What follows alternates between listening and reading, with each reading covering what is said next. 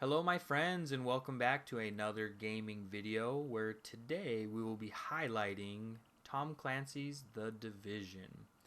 I of course am Cardell68 and what I wanted to talk to you about today was something that I mentioned in my last video. When I was in the Dark Zone with some friends of mine doing a little, rogue hunting, I mentioned that I have two different loadouts that I like to utilize whether I'm in a PvP situation, which is what happens inside of the Dark Zone, and a different type of loadout that I utilize in a PvE situation. And what I was planning on doing was showing you my different loadouts in those particular types of atmospheres that I really enjoy and that I think make me successful within those areas. The problem is that since I run two different loadouts, I do two different things. In PvP right now, in order to be successful, you kind of have to run and gun. You have to have high critical hit chance and critical hit damage, and you have to have a gun that's able to lay down a lot of bullets downrange in a very short period of time. In PvE, I really enjoy the sniping aspect of the game. I like being slow, I like being methodical, and I like being tactical. But sniping inside of the Dark Zone is definitely not something that you can do very easily. It's significantly harder to find vantage points and to be able to utilize the terrain to your advantage because you're dealing with players who are unpredictable, who are moving and rolling and things like that. So sniping is definitely something that's a lot harder to master in the Dark Zone in that PvP type environment. Hence the reason why I run two different loadouts, whether I'm doing PvE or PvP. Now, the reason why I'm not showing you my actual loadouts that I have right now, my equipment sets and things like that, is because here on April 12th, they will be releasing a new patch for the Division, patch 1.1, which will introduce to us a new game mechanic in the form of incursions, and it'll also introduce to us a new equipment dynamic in the form of equipment sets. So, with this patch, I have a feeling that there will be a significant change to the way that PvE and PvP is approached. And so I didn't want to show my build off right now since I feel like it's going to be changing quite dramatically here in the very near future. So what I'd like to do instead of talking about what my current build is I'd like to kind of talk to you about what the possible builds are in the future post patch 1.1. So we know that they are having armor sets, equipment sets that they're going to be introducing with this patch. And so I wanted to talk to you guys about those equipment sets in particular. So let's go ahead and dive into these sets right here, and we'll start off with the first one, the Striker's Battle Gear. Now, as you guys know, the sets operate very similar to the way that equipment sets work in, say, Diablo, where the more pieces of the particular set that you have, the more bonuses you're able to accrue. So with this particular set, the Striker's Battle Gear, when you have two pieces, you will get a bonus, and that particular bonus is a 20% increase to armor damage, enemy armor damage, obviously. So with that 20% increase, this is definitely a PvE focused talent, a PvE focused bonus. Players themselves do not have armor bars. They do not particularly have armor that you have to eat through as much as the PvE NPCs do. So having a 20% increase will not necessarily help in a PvP situation, but it will be useful in the Dark Zone when you're facing those named high-end enemies who have a very high armor bar that you need to eat through before you can get to their actual health. So this is something that I feel like will be utilized in both capacities, but will not necessarily give an edge to anyone in a PvP capacity. Now, having said that, the next bonus in the Striker's Battle Gear set, when you have three pieces, you will increase your critical hit damage by 100%. Now, this obviously will be very useful in a PvE situation against a boss, for instance, but will also be extraordinarily useful in a PvP situation. As I said, right now, the primary build within the Dark Zone when doing PvP is to have a high critical chance gun like an SMG, like the Vector, that has a very high critical hit chance, and then you buff that chance with different equipment mods and things like that. Different pieces that you can add to your gun to customize it and increase your critical hit chance. Having that critical hit chance up so high and then increasing the critical hit damage by 100% is going to be extraordinarily useful in that PvP situation. So right now I feel as though the Striker Battle Gear set is kind of split down the middle. One is going to be very much more PvE focused, and one bonus is very much more PvP focused. Now the last bonus is, I feel, can kind of go both ways, but in my opinion leans slightly more towards the PvE side of things. So let's go ahead and talk about that. It's the shooter talent, and when you have 4 set pieces you will be able to have this bonus, this talent. And this talent will give you 1% extra damage, up to 100% extra damage for every consecutive shot you're able to hit on an enemy. This, of course, will drop off by 2% for every time you miss that enemy, and it will also reduce for every second that you're not actually doing damage to enemies themselves. So this particular talent, again, it could be useful in a PvP situation. The problem, as I stated earlier, is in PvP, the reason why you can't snipe is because players are erratic. They move, they jump, they roll, they find cover significantly more than your NPCs do in your PvE situations. So this, I feel, is going to be significantly more useful on, say, a boss battle, where you have a boss that might be moving relatively slowly and or predictable in their movements, so you're able to lay a lot of fire downrange, a lot of lead downrange to increase your bonus. So right now the Striker's Battle Gear feels as though it's leaning slightly more towards a PvE eccentric build, with some benefits in the PvP arena. Now, we'll move on to the next set of gear that we have, which is the Path of the Nomad. If you are able to acquire 2 of these set pieces, the bonus that you'll be given is 50% scavenging. Obviously, that has no effect on PvP itself, because when you kill another player, there's a very limited amount of gear that's dropped depending on what they have in their backpack, and it's not going to increase the amount of credits or experience that you get or anything like that by increasing your scavenging. The only benefit that this is going to have is in PvE situations when you're battling, say, a boss that might normally have a very high chance to drop, say, a superior item. Having your scavenging higher might increase the probability of that superior item turning into a high end. So this is something, again, very useful for PvE. The next bonus, again, I feel leans more towards the PvE side of things. When you have 3 pieces of Path of the Nomad set, you'll get a 20% health on kill bonus. That means every time that you take down an NPC, anytime you take down a player, you'll automatically receive 20% of your health back, which is absolutely wonderful in those PvE situations. Now, this can be extraordinarily useful in a PvP situation, but when you're maybe facing a 4-man team, getting 20% health for each person that you kill might not be able to help you sustain yourself in those PvP situations. But in a PvE situation, when you have a significantly larger number of enemies that you're facing and able to down a lot easier, this will come into play and be very helpful.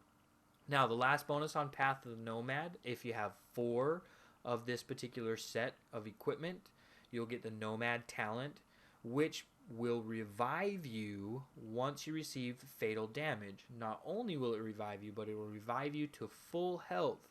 And this particular talent can come into effect once every 10 minutes. Now, again, as I've said, this I feel is very much PvE focused. In a PvE situation, you might have somebody who wants to frontline and tank, which I feel as though the Path of the Nomad is going to be the primary tanking type build. Someone who's up front, if they were to go down, it might be difficult for the more squishy people behind to be able to revive that person. Having this talent where that person, if they go down, they're able to be revived and to full health is extraordinarily useful.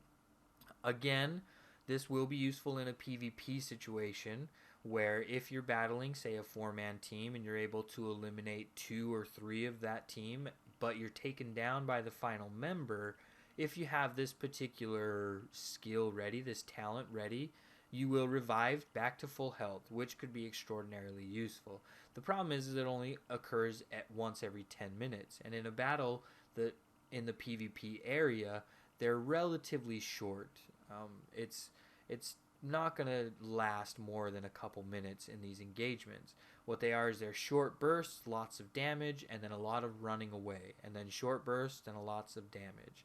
So this, I feel, again, is a talent that's very useful in a PvE situation, not necessarily PvP. Now, the next set that we have is the Tactician's Authority. First set bonus that you receive for having 2 items will increase your skill power by 4,000, which will increase the effectiveness of each and every skill that you utilize, whether it's the pulse for critical hit damage or things like that. This is something that I think is a utilitarian type of skill that any build could benefit from. Now, the next for Tactician's Authority, the next bonus for having 3 items, increases your skill haste by 20%. Again, just another all-around good talent that will be utilized very well in either PvP or PvE, because it just increases the amount of times that you're going to be able to utilize your skills when you're in any sort of engagement. Very, very useful. Now, the last bonus that you receive for having 4 set items is Tactician's Authority, which is a talent. Now, this is something that I think is really interesting. For every 60,000 damage that your group is able to deal, it will add 1% skill power to your skill power for a maximum bonus of 100%. This bonus obviously will be reduced for every second that your group is not dealing damage, but in situations where you're doing that, you're dealing that damage, in a PvE situation, you can get a 60,000 headshot critical and do that in one hit, one bullet. Now, if you have a 40-round magazine and you're laying lead down range into a boss that's relatively stationary, it's not going to be very difficult to increase your maximum skill power to 100%, because the only time that this bonus will diminish is if you're not dealing damage. So, getting your skill power up an extra 100% is going to be extraordinarily useful and is going to be extraordinarily helpful. Again, this is not something that I feel like is going to be as useful in PvP, but definitely will be able to increase the utilitarian side of things within a PvP area. Now, the last set group that we have, the last equipment set, is Sentry's Call. The first bonus that you receive for having 2 set pieces is an increased damage by 30% with headshots. So obviously this is kind of a sniper type build, which is something that I'm very excited for.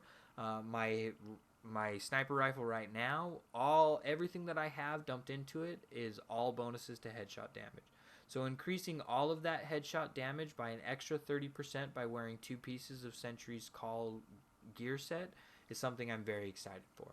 Now, this again, I feel like is something that very useful in PvE and is also very useful in PvP as well. The reason why that is because even if you're running and gunning with an SMG, if you're able to land headshots, if you have increased critical hit from having the SMG and you've got extra headshot damage, you're just going to be doing more damage in a PvP situation as well. So this is something that I feel goes both ways, either PvP or PvE. The next bonus in the Sentry's Call set list is if you have 3 pieces, will increase your damage to elites by 20%. Now, obviously, this is definitely PvE focused, not PvP focused, but very useful inside of the Dark Zone again, because you'll be facing those high-end enemies that have a lot of armor, who have a lot of health, and having 20% extra increased damage against those enemies is going to be extraordinarily useful. Not as useful in a PvP situation, since I do not believe that the characters themselves in PvP are considered elite enemies. The last bonus that you have there, the set bonus for having 4 pieces, is the Stalker talent. And with that, every headshot that you're able to land will mark an enemy, and every marked enemy that you have from receiving a headshot will increase their damage that they'll take from your party by 15% for a total of 10 seconds. Now, the cool thing about this is it can stack up to 3 times. So that means if you're able to land 3 headshots on a target within 30 seconds is technically the amount of time that you'd have to do that, you will increase the damage that that target receives by an extra 45%. Now that is enormous. Whether you're facing PvP or PvE, that's an excellent, excellent talent to be able to pick up.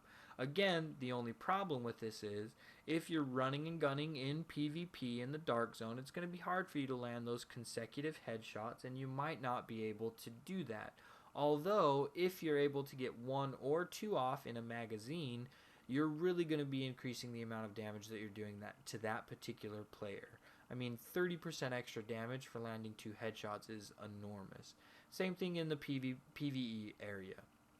The more damage that you can do to those bosses, to those elites with those high armor bars and high health bars, the quicker you're going to be able to complete things, and the less likely you are to go down and to have to wipe on a particular instance or incursion. So I'm really excited for each and every one of these. The one thing that I'm a little bit nervous about is you do not have to have all 6 of your equipment pieces in one particular area to receive the bonuses. You only need to have 2, 3, or 4, which means that you could say have the complete set bonus of one piece or one set, and then have a set bonus for having 2 items of another piece, which I think is very interesting. I mean, even if you really wanted to, you could have the first bonus in 3 different sets by having 2 pieces of each of those particular sets. I feel as though I'm probably not going to utilize the major bonuses, the talents that are associated with each and every one of these set pieces. I think I'll probably lean more towards perhaps getting 3 items in 2 different set pieces in order to get the 2 bonuses for each, which will give me a total of 4 bonuses and I think that that'll be extremely useful. But that's just my personal opinion. It's definitely not something that I feel like is going to be everybody's opinion. And that's actually what I'd like to hear from you about. Do you think that the adjustments to the set gear pieces is something that's going to be very useful inside of PvP? Are you excited for it to use in PvP? Do you feel like it's a more PvE eccentric type thing that they're doing for the Division itself? Let me know what you think, and let me know what you think about the individual set pieces themselves. I'm really excited to know kind of what you guys concoct for your particular builds in this area. So that is going to be all for today, and I will see you